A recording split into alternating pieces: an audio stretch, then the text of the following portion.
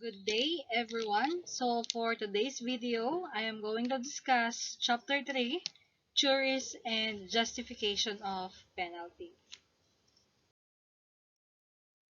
So, we have there the so-called redress or compensation of a wrong act.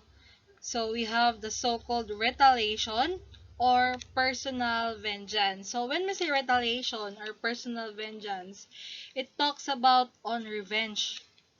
Okay? It is the earliest remedy for a wrong act to anyone in the primitive society.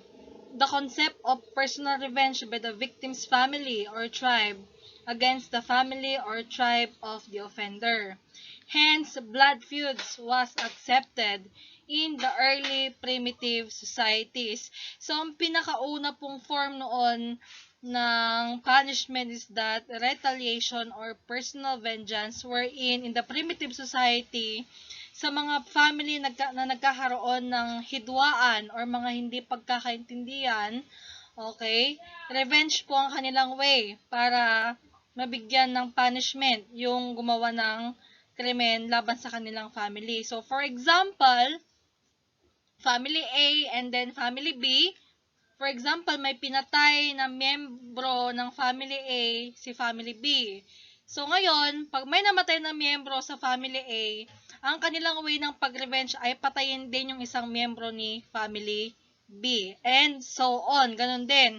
Namatayan si family B, to have revenge, papatayin din niya again yung miyembro ni family A. So, nagkakaroon ng cycle of retaliation. Kumbaga, kapag sinabing blood feuds, ubusan ng lahi. Okay? Next, we have also fines and punishment. Customs had exerted effort and great force among primitive societies, the acceptance of vengeance in the form of payment. So, dito naman sa part ng fines and punishment, for them to have revenge is that ina-accept nila through payment, kagaya na lamang ng pagbabayad sa kanila ng mga cattle or food, and also personal vengeance or services. Kumbaga, pag sinabing personal services, kagaya po ng pagiging slaves. Okay? Next, let's move on to the juries and early codes of punishment. Okay? Number 1, there we have the King Yornamus Code. Okay? The King Yornamus Code holds the principle that offenders can be punished and at the same time, the victims paid by making the offender reimburse the victim for the value of whatever has been taken or suffered by him as a result of a crime. So it decreed their imposition of restitution and fines or executions, mutilation, or other savage penalty. So for King Yornamus Code, there is no death penalty. It only carries the concept of restorative justice and it allows severe punishment, restitution, and not death penalty. So when we say restitution, it talks about on fines or compensation as an exchange for the crime committed. So that is for King Yornamus Code. Okay? King Yornamus Code, that is from 2100 to 2050 BCE. So it is the oldest code known to men. Institute fines of monetary, yan sabi ko nga, pera or payment ang kapalit pagka ikaw ay nagawahan ng krimen. Okay? As opposed with lex talionis or an eye for an eye, the principle of Babylonian law. However, murder, robbery, adultery, and rape were capital offenses. It provides the caste system or caste system. Okay. Next, we have also the Code of King Hammurabi or yung tinatawag nating Hammurabic Code. Okay. So, it has a core principle of concept of justice known as lex talionis. Okay, or an eye for an eye, a tooth for a tooth. The principle is geared for an equal retribution of what has been done against the victim by the accused. So, When we say Hammurabi Code is the lex talionis principle wherein an eye for an eye or a tooth for a tooth, kumbaga kung ano ang ginawa sa'yo nung offender, okay, bilang punishment, ganun din ang gagawin mo. Okay? So, it prescribes savage punishment and considered to be the oldest code. Okay? Code of Hammurabi was first discovered in 1901, and these laws are currently the earliest known complete set of codified laws until the discovery of the version of the Code of Lipit Ishtar, okay, in the 1930s, and these laws are originally scripted on an 8-meter monolith stone. So if we see the picture in the presentation, that is the 8-meter monolith stone tablet, okay, which is nakasulat po dyan in an Akkadian language yung mga certain punishment. Okay? The monolith is currently part of the Near Eastern Antiquities collection at the Louvre Museum in Paris, France. Hammurabi was the king of Babylon from about 1792 BCE to 1750 BCE. Next, we have also the Mosaic Code, or also known as Law of Moses. It is, in a biblical term, first found the book of Joshua, chapter 8, verse 31 to 32, where Joshua writes the words of the law of Moses. So, doon sa part ng biblical term natin na matatagpuan sa book ni Joshua, okay, doon po niya sinulat yung mga batas ni Moses, okay, on the altar of Mount Ebal. The text continues, and afterwards, he read all the words of the law, the blessings and cursings, according to all that's written in the book of the law. Okay, Joshua chapter 8, verse 34. Actually, the Mosaic Code is in the Bible, was also premised on the concept of retribution. Okay, the same with King Yornamus Code. Okay, retribution ang kanyang concept. It also carried restitution because it allows the offender and the victim to come to a settlement. So, from Mosaic Code, merong chance yung sa part ng offender at ng victim na magkaayos. They will come into a settlement. Okay? But it should be decided by legal authorities. Okay? Next, we have also the Nicomachean Ethics by Aristotle.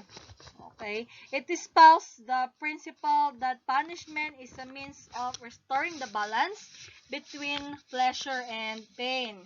And this is the corrective justice, which means the balance between the injured and the transgressor. So there should be a balance, or yes, the balance between the perpetrator or the one who committed the crime and also to the injured party or yung tinatawag nating victim. Okay? They need to restore the balance between pleasure and pain. Next, we have also Justinian Code.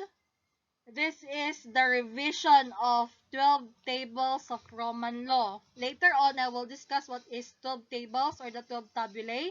Okay, actually, Justinian Code is the revision of the 12 table of the Roman law, and which contain every crime in those days and specify penalty for every offense listed in the said table. Actually, this is founded by Emperor Justinian of Rome, kaya siya tinawag na Justinian Code. Okay?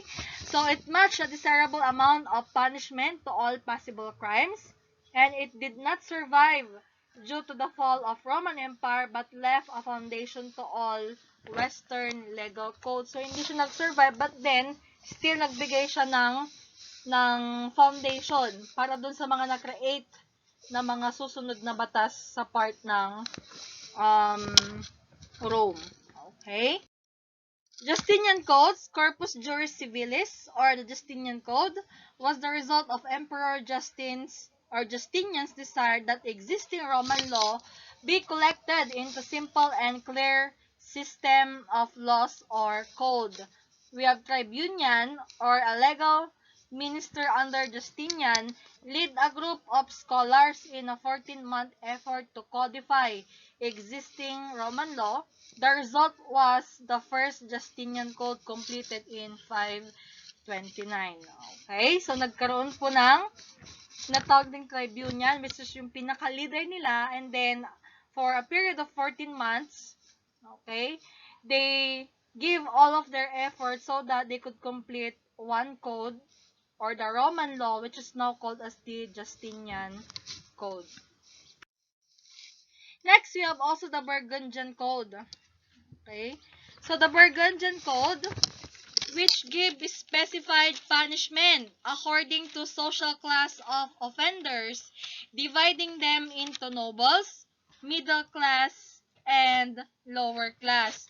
So, for Burgundian Code naman po is that magkakaiba po ang punishment. Depende po yan kung anong class po kayo join. For example, ikaw ay nobles. Nobles yun po yung pinakamataas, middle class, and also lower class. So, specific po ang punishment every class of the offender. So, that is for Burgundian codes. Number 7, we have the Ecclesiastical Justice. Okay? It carries the principle of penance and the return of those who went astray rather than punitive or retributive justice. Okay, for ecclesiastical justice, mainly they focus on religious aspects. Okay, when we say ecclesiastical justice. And lastly, we have number 8, the restorative justice. Okay? So this principle uphold that man, when he commits a wrong, must have been influenced by circumstances, not of his own volition. Hence, he do not deserve to be punished. Instead, he stand to be corrected and restore his dignity and social standing. So, for restorative justice, sabi po dyan, a man cannot calculate what is right from wrong. So, that's why, hindi po dapat siya pinaparusahan, but rather, he needs to be corrected. Okay? So that, ma-restore sa kanya yung kanyang dignidad and also, yung kanyang social standing ay hindi maapektuhan. That is for restorative justice. Okay? After that, we have now the exemptions from punishment. Okay? So, nagkaroon na po ng mga exemptions after the primitive society. Okay? In the ancient times, rulers and kings were perceived to be infallible. Their next of kin and upperclassmen are likewise benefited with exemptions to punishment given to the commoners.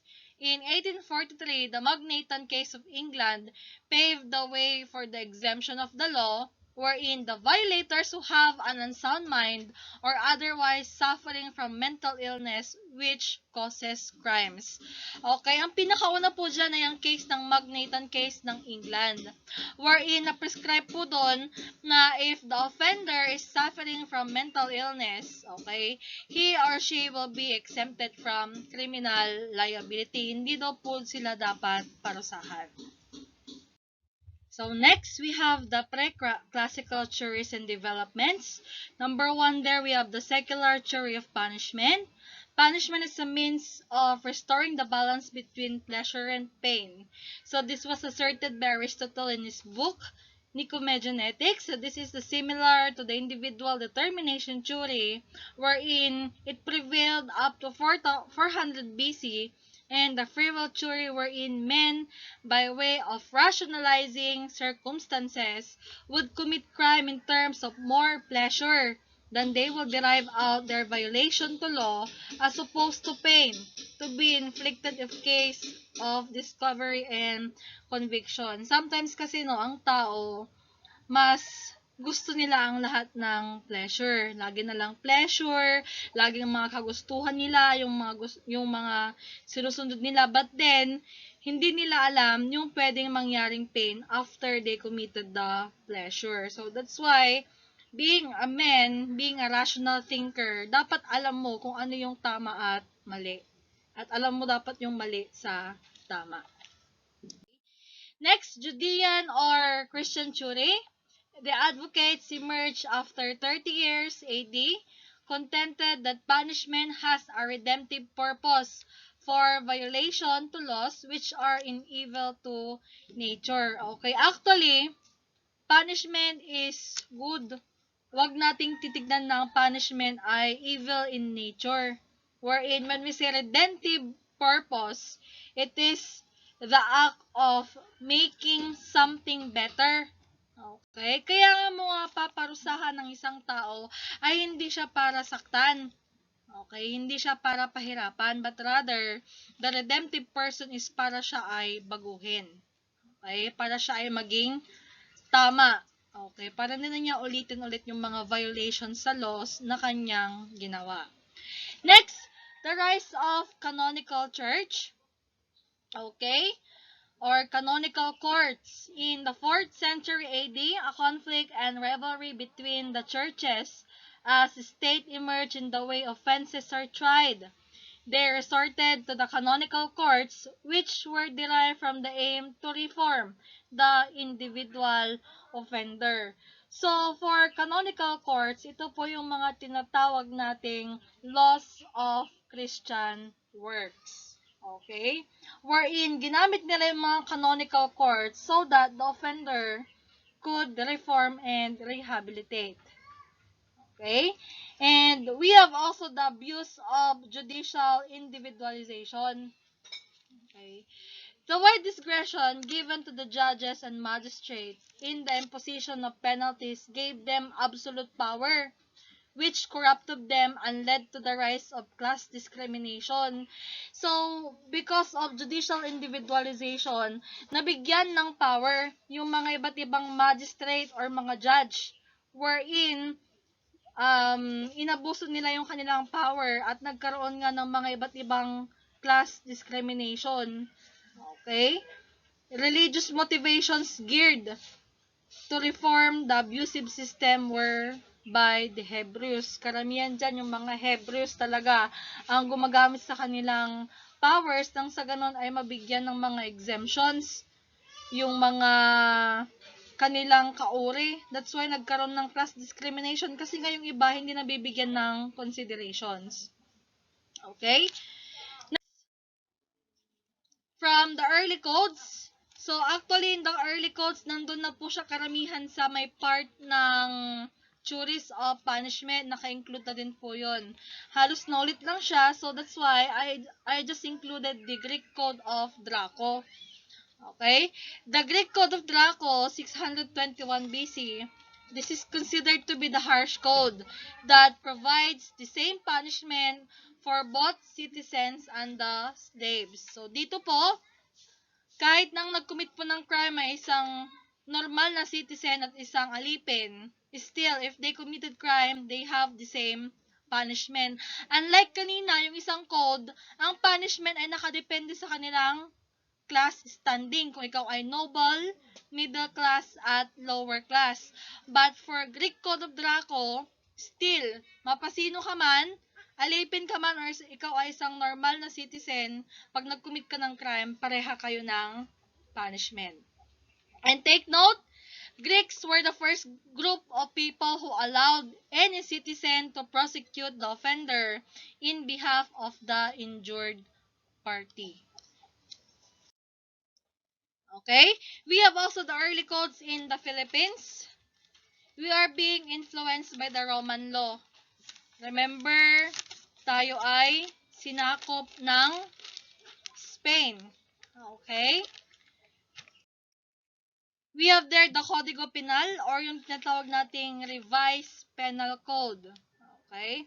Revised Penal Code was created by virtue of Act number 3815, which took effect on January 1, 1932. The RPC or the Revised Penal Code was introduced by the Spaniards in the Philippines. So, nung tayo ay sinakop ng mga Espanya or ng Spain, yung kanilang batas na ang nag-took effect sa Pilipinas. And it was promulgated by King of Spain and adopted the Roman law principles. We have also the Code of Kalanchao. It was promulgated in 1433. This is the most extensive and severe law that prescribe harsh punishment. Ang pinaka harsh punishment na example sa Code of Kalanchaw is that ikaw ay ipapakain sa buhaya.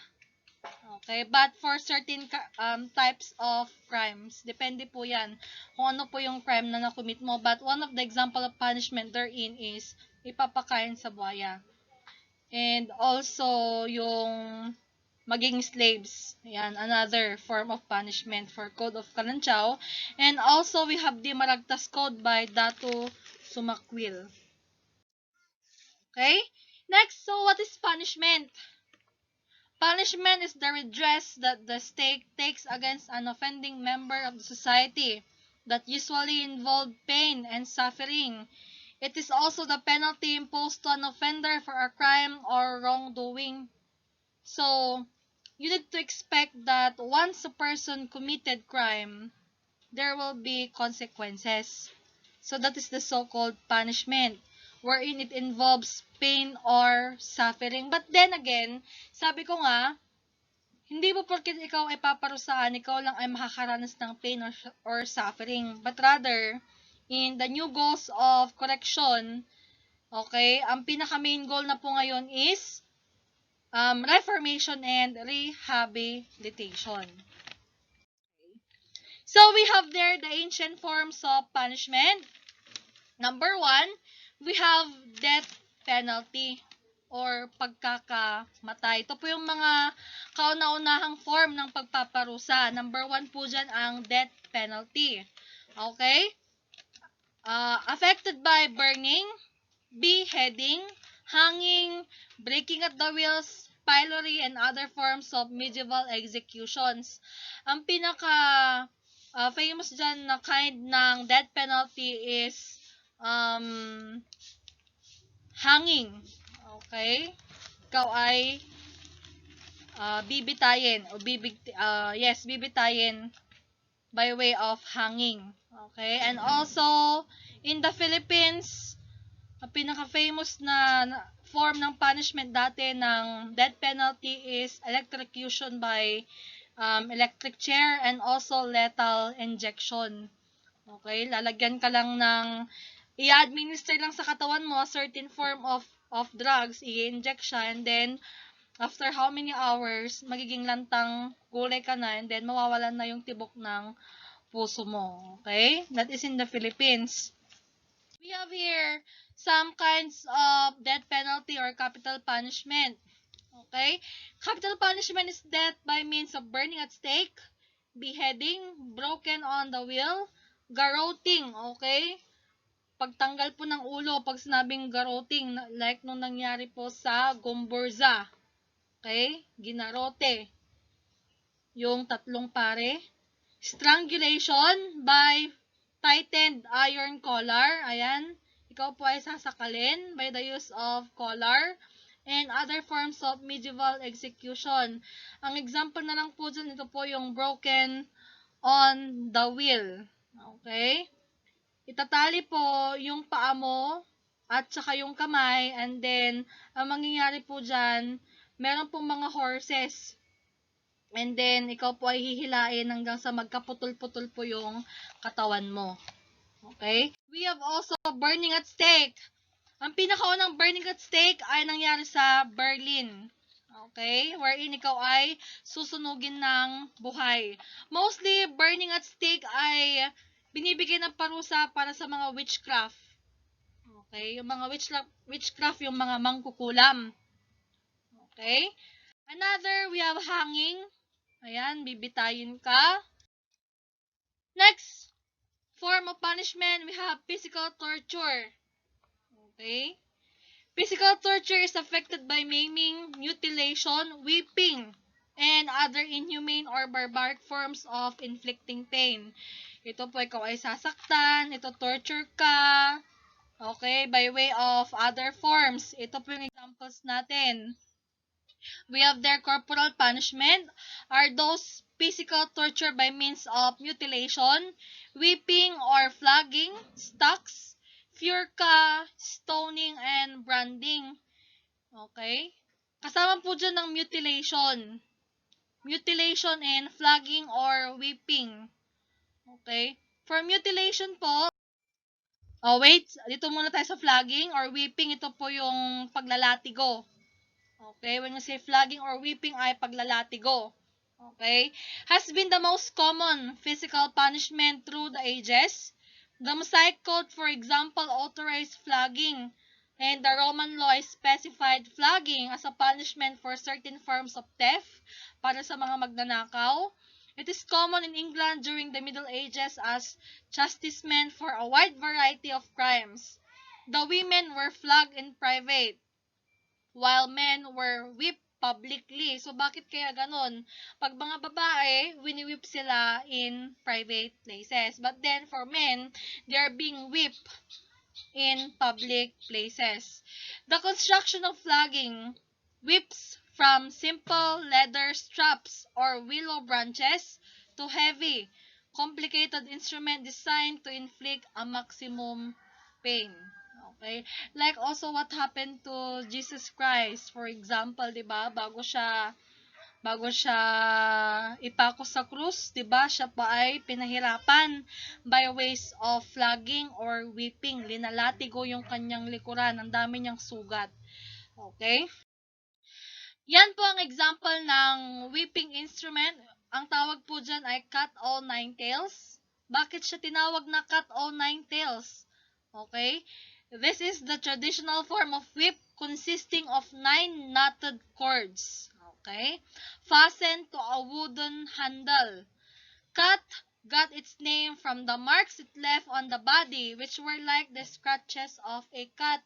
Kumbaga, pagka yan ay na-whip sa iyong katawan, iiwan siya ng marka na parang kalmot ng pusa. Kaya siya tinawag na cat o nine tails. Next, we have also the Russian knout. Okay, it is the cruel form of whip. Their knout was made of leather strips fitted with fish hooks. Ayan, meron pang fish hooks. Yun po yung part na i-whip doon sa katawan ng tao. When the prisoner was whipped, the hooks would dig into the body. Okay, flipping away the proverbial pound of flesh. So, imagine nyo yun guys, kapag na-whip sa katawan ng isang tao, yung parang fish hook, okay, yung ganyan po siya, pagka na-scratch po yun sa katawan, syempre, matatanggal yung flesh or yung skin. Okay? So, true whipping with the knout could result in death from blood loss. So, pwede pa siyang mamatay kasi nga mawawalan siya ng maraming dugo. And this kind of punishment survived into the 20th century. We have also stone or stoning. Ikaw ay babatuhin. Stoning also could be a form of death penalty wherein ikaw ay babatuhin hanggang sa ikaw ay mamatay. Yes, that is happening in the medieval days. Mutilation. Ang mutilation po ay ang pagtanggal ng certain parts or area ng katawan. Okay, mostly sa may reproduction area. Okay. So, mutilation was another type of corporal punishment used in the ancient and medieval societies. Archaeological evidence shows that parowas of ancient Egypt or their representative often ordered mutilation, and it is according to the law of retaliation. Ang pag-mutilate daw po ay way ng retaliation or pagre-revenge. Okay? Ito po yung mga examples ng mga minomutilate. Okay? According to the crime committed. Okay? Pagka yan ay thieves or counterfeiters, hand cut off. Tatanggalin po yung kamay. Okay? Sa mga liars and perjurer, mga sinungaling, at saka mga hindi nagsasabi ng totoo, tongues torn out. Okay? Spies, mga espiya, eyes gauge out, tatanggalin yung mga mata. Sex criminals like rapists, okay, of course, tatanggalin ang mga genitals. And the blasphemers, when we say blasphemers, it talks about on religious aspects. Nagsalita ka ng masama sa religion ng isang tao, tongues were pierced out, upper lips will cut away. So, ano na lang yung mukha mo pag natanggal yung upper lip mo. Okay? Yun po yung mga examples na mga tatanggalin or i-mutilate na part ng katawan mo in exchange doon sa crime na nakumit mo. Okay. Next, number 3, ancient form of punishment is social degradation. Okay? When we say social degradation, the offender will be put into shame or humiliation. Pagpapahiya. Okay? Public humiliation is the social degradation in the form of putting the offender into shame or humiliation like stocks and pillory. So when we say stocks, it held the prisoner in a sitting position with the feet and heads locked in a frame. Later on, I will show you the example of stocks and pillory. The pillory, a prisoner in a standing position naman. Yung stocks po kanina ay sitting position and for pillory is for standing position. With the heads and the hands locked in a place, both devices exposed the prisoner to public scorn. And while confined in place, prisoners were frequently pelted with eggs and rotten fruit. In England, they abolished the pillory during 1834. So, habang ikaw ay nakasuot sa pillory and stocks, ikaw ay binabato ng mga bulok na itlog at bulok na mga prutas. Okay? Here are the examples. So, yan po ay isang klase ng wood wherein meron po siyang tatlong butas. Okay? Nakalagay po yung ulo, nakalock po doon, and then the both hands. Okay? That is either by... So, for pillory, okay? So, sabi ko nga kanina, lock po yung hands, both hands, and then yung kasama po yung ulo. So, while you are locked in that wood, binabato ka ng mga rotten food or rotten egg. That is one way para ipahiya ang isang tao. Sometimes, no, one way of humiliating one person is that bibigyan ka ng, ang tawag dito, yung label. Kumbaga, susuotan ka ng banner. For example, wag niyo akong tutularan, magnanakaw ako. Okay? That is an example. Lalagyan nila dito. And then, ikaw ay magpaparade sa public. Okay? So that they will know na ikaw yung may gawa ng krimen na yon. That is one way to put into shame and that is one way to put a person into shame or humiliation. Next, number 4, we have also banishment or exile.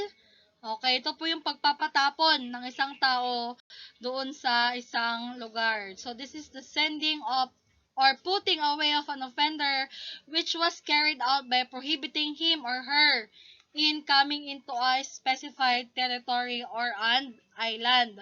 Okay, wherein an example of banishment or exile ay katulad po ng nangyari kay Dr. Jose Rizal. Okay, if you know the story of Dr. Jose Rizal, he was exiled into Dapitan for a period of 4 years. Okay, doon niya sinerve yung kanyang sentence or yung kanyang punishment. Number 5, other similar forms of punishment like transportation and slavery, mga pang-aalipin. Okay? We have there polo y servisyo. Actually, polo y servisyo, forerunner of the slavery. Okay? The early punishment were considered synonymous with slavery. Parang kagaya po siya ng slavery, yung polo y servisyo, wherein those punished even had their heads shaved. So, yun po ay kakalbuhin. Okay? Pag once daw, during primitive days, pag daw ikaw ay kalbo as in head scalp siya, okay, indicating the mark of a slave. Ikaw daw ay isang katulong or alipin. Penal servitude or civil death extensive use in Roman days. The offender's property was confiscated in the name of the state, and that his wife was declared a widow, meaning she is eligible to remarry. To society, the criminal is, if in effect, is dead. Okay? For penal servitude. We have also early forms of prison discipline. Okay, ano ba yung mga gagawin nang sa ganun magkaroon ng disiplina sa loob ng kulungan? Number 1 is hard labor. Okay? Hard labor is considered to be a difficult or productive works. Okay? Wherein the prisoner will undergo hard labor. Okay? Kagaya po ng mga pagdig sa mga minahan and all other kinds of hard labor. Another is deprivation. For example, ikaw ay lumabag sa rules sa loob ng kulungan. There are certain thing na i-deprive sa'yo or ibabawal. Okay? Deprivation is deprivation of everything except the essentials for existence.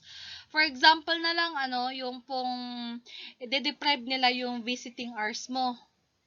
Okay? Kumbaga, araw-araw naman ang pagbibisita ng family, pagka once ikaw ay nag-violate ng mga rules sa loob ng kulungan, de-deprive mo na nila yun na ikaw ay mabisita ng iyong mahal sa buhay.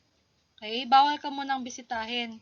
That is your consequence doon sa nagawa mong violation ng rules sa loob ng kulungan so that hindi mo na siya ulitin. 'Di ba? Ayaw mo naman na hindi ka mabisita ng family mo dahil lang sa nakagawa ka ng hindi maayos sa loob ng kulungan. Monotony, giving the same food that is off diet or requiring the prisoners to perform boring daily routine. Okay, example na lang po when we say monotony, example, nag-ulam kayo sa umaga ng munggo and then during lunchtime munggo ulit and then during dinner time munggo ulit. Okay? They will give you the same food which will serve as a discipline also. Number 4, uniformity. We treat prisoners alike. The fault of one is the fault of all. Wala po doon mga special treatment. Mayaman ka man or mahirap, bata ka man or matanda, if you committed crime, still parehas po ang ibibigay na treatment sa iyo. Okay? Because they need to treat prisoners alike. Pare-pareha, wala pong mas matimbang. Mass movement.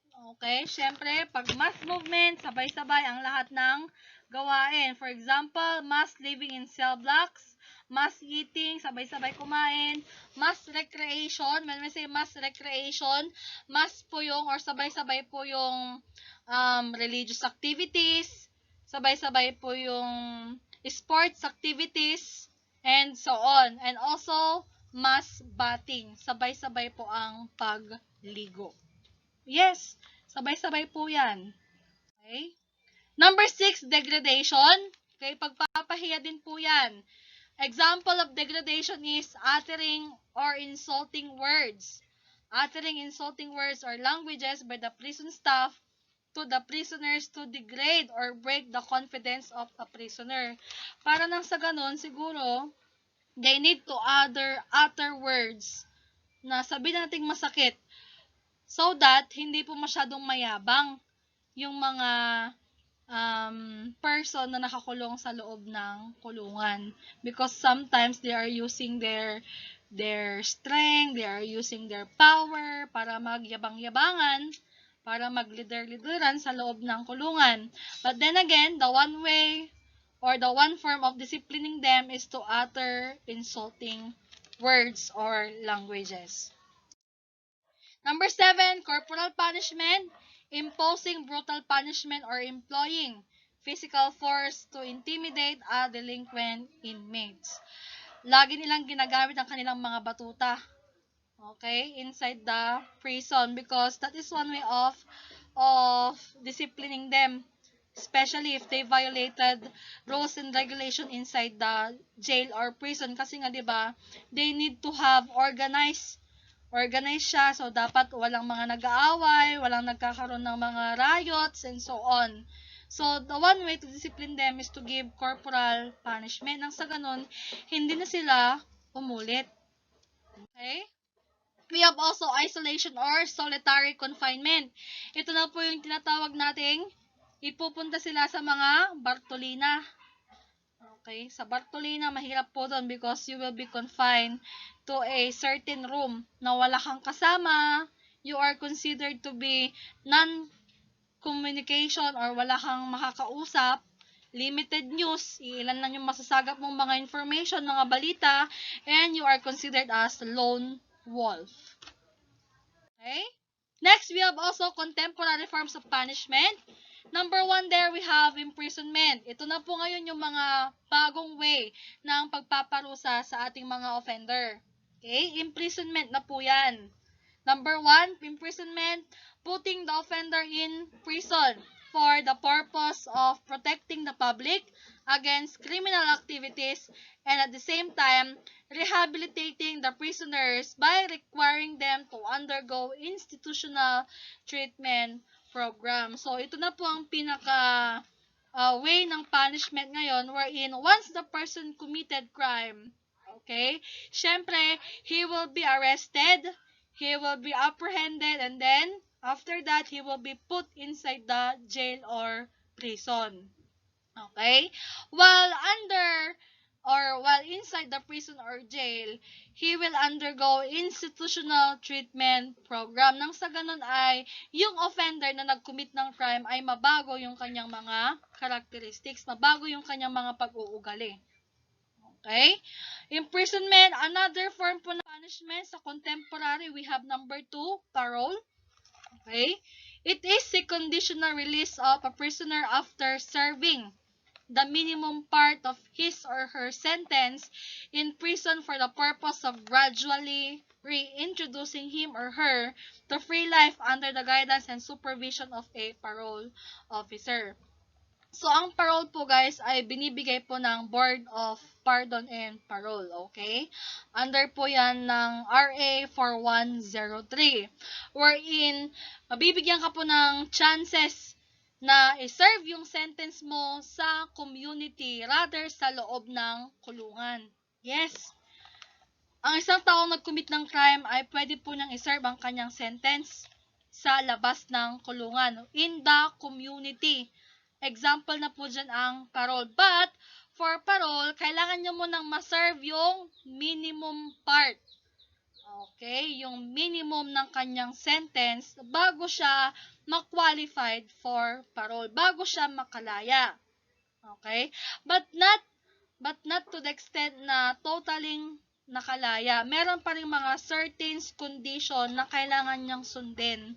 Because, if he will violate such condition, siya po ay aarestuhin ulit at ikukulong ulit sa loob ng kulungan.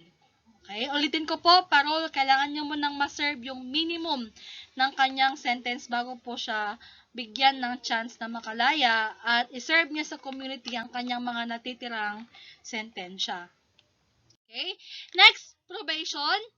A disposition whereby a defendant after conviction, the penalty of which does not exceed 6 years of imprisonment, is released subject to conditions imposed by the court and under the supervision of a parole or probation officer. So, ang probation naman po ay binibigay sa isang offender na wherein, kagaya ng parole, pwede niyang iserve ang kanyang sentence sa labas ng kulungan. Pero, ang mga qualified lang po dito ay yung may mga sentensyang hindi tataas ng 6 na taon. Okay? Pagkalaya po niya, meron pa rin pong mga kondisyon na kailangan niyang sundin. Okay? Like parole, once he violated the conditions, he will be re-arrested and re-incarcerated. Kumbaga siya ay arestuhin ulit at ikukulong ulit once violated the conditions. Another, we have fines. Fines po, that is the amount given as a compensation for a criminal act. Ito po yung mga danyos moral. Okay? Or moral damages. That is an amount given as a compensation of a criminal. Lastly, we have dischero. Penalty of banishing a person from places where he committed the crime, prohibiting him to get near or enter the 25-kilometer perimeter. Okay? Dischero po ay isang punishment wherein ikaw ay dapat magkaroon ng distansya doon sa nagawahan mo ng krimen wherein linilimit kang makalapit or makapasok doon sa 25-kilometer perimeter. For example, you committed crime in Binalonan doon sa asawa mo, sa spouse mo, and then dapat malayo ka sa kanya for a period of 25 kilometer. Hindi mo siya dapat lapitan. That is your penalty or your punishment. Doon na lamang po sa mga crime ng, for example na lang po ay yung concubinage or adultery. Karamihan po dyan ay dischero ang nagiging punishment or penalty. Okay? We have also justification of punishment. Number 1, we have retribution. Okay? Sabi nga dyan, offenders should be punished because they deserve it. Kasi nga, ano ang ini-expect mo once you committed crime? Do you think you will be free? No. Once you committed crime, you should be punished because that is what you deserve. That is retribution. Expiation or atonement. Okay, when we say expiation or atonement, it gives punishment to the offenders to appease the offended party or group and the public. Kumbaga, when we say expiation, this is group vengeance. Okay. Number 3, deterrence. It is commonly believed that punishment gives lesson to the offender, that it shows other what would happen if they violate the law, and that punishment holds crime in check. So, for deterrence, magbibigay po ito ng lesson, hindi lang po sa offender but also in the community. We have, actually, we have two kinds of deterrence. We have a specific and general deterrence. So, when we say specific deterrence, okay, sa mismong offender na nag-commit ng crime, bibigyan siya ng lesson. Nang sa ganun, hindi niya ulitin yung kanyang nagawang krimen. And for general deterrence, binibigyan po ng warning ang community or yung mga potential offender, yung mga would-be criminal na pagka once na nag-commit ka ng crime, ay ganun din yung mangyayari sa'yo. Ikaw ay makukulong. Okay? That is general deterrence. Number 4, incapacitation and protection. The public will be protected if the offender is held in conditions wherein he or she is incapable of harming others. Punishment is effected by placing offenders in prison so that the society will be protected from criminal activities. So, sabi ko nga po, for the person to become incapacitated, okay, dapat siya ay makulong sa loob ng kulungan. Okay? Dahil pag once siya ay nakulong, hindi na niya magagawa yung mga ginagawa niya dati. Especially pagka yun ay mga crimes. Okay? He needs to undergo certain conditions nang sa ganun ay malimita yung kanyang mga gagawin. Okay? So that the community will also be protected. Number 5, of course, the Reformation and Rehabilitation. Okay? Helping the prisoners to become law-abiding citizens and productive upon their return to the community. So, when we say law-abiding citizens, instead of committing crime, ikaw na ngayon ay taga-sunod ng batas. Okay? Kasi nga, mag-undergo ka ng mga iba't ibang rehabilitation treatment program sa loob ng kulungan. Kagaya na lang po ng religious program. Okay, that is number 1 example of treatment. Okay, religious program, mag-undergo ka ng mga iba't ibang counseling. Okay, and also recreation or sports. Okay, maaaliw mo yung sarili mo doon. Also is livelihood program. Okay? Wherein you will engage with certain kinds of engaging yourself in business pagkalabas mo ng kulungan, kagaya na lang po ng mga paggawa ng basket, ng bags, ng shoes, ng damit, and so on, so that it will serve as your um, pangkabuhayan. Kasi nga 'di ba, for example, nakulong ka kasi nagnakaw ka, kasi nga hindi mo alam maghanap buhay. Okay? So you engage with stealing, pagnanakaw, nakulong ka ngayon, sa loob ng kulungan, bibigyan ka ng livelihood program. Nang sa ganon, once you finish or once you serve your sentence, pagkalaya mo, magagawa mo or yes, magagawa mo yung mga livelihood programs na natutunan mo sa loob ng kulungan. Mai-employ mo yun sa iyong sarili so that you could not commit again another crime. You will now become a law-abiding citizen or tagasunod na sa batas. Okay? So that's all for today, and please be updated for more videos. So have a good day.